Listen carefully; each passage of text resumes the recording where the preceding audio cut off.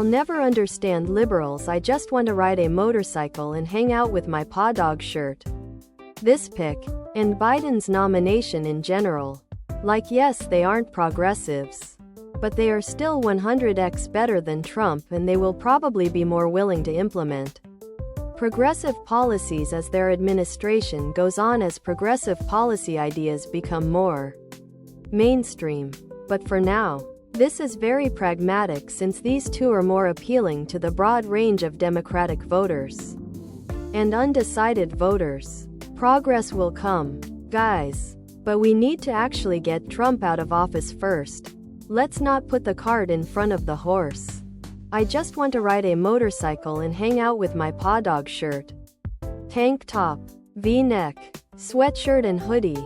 What an I just want to ride a motorcycle and hang out with my paw dog shirt garbage pick. What was he looking for? Other products.